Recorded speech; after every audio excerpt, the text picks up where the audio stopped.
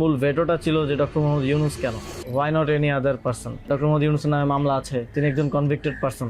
একজন convicted person আসলে কিভাবে একটা দেশের প্রধান উপদেষ্টা হতে পারে? আওয়ামী লীগ একটা লোককে একেবারেই দেখতে পাচ্ছে না, এবং বাংলাদেশে তো আলটিমেটলি 30-40% পিপল আওয়ামী লীগকে সাপোর্ট করে। এই 30-40% পিপলের মতামতের বিরুদ্ধে গিয়ে একটা লোককে প্রধান উপদেষ্টা করা উচিত?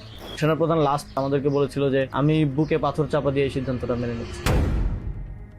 আমাদের এই দীর্ঘমেয়াদী পরিকল্পনাটা করতে হতো যে যখন থেকে আমরা ফার্ম ছিলাম যে শেখ হাসিনাকে চলে যেতে হবে, তারপরে কি হবে।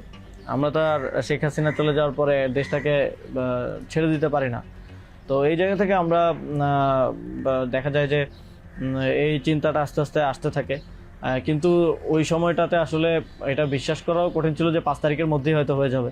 আমাদের তো এমনকি সশস্ত্র অভ্যুত্থানের প্রস্তুতিও ছিল। 5 তারিখ যদি আমরা সফল না হতাম, হয়তো আমরা অস্ত্র তুলে নেওয়ার ঘোষণা দিতাম।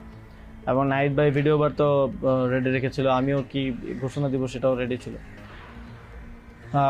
তবে এর আগে আমরা এটা অনুভব করি যে পরবর্তীতে আমরা আসলে দেশটার আসলে কি হবে শেখ হাসিনা চলে যাওয়ার পরে।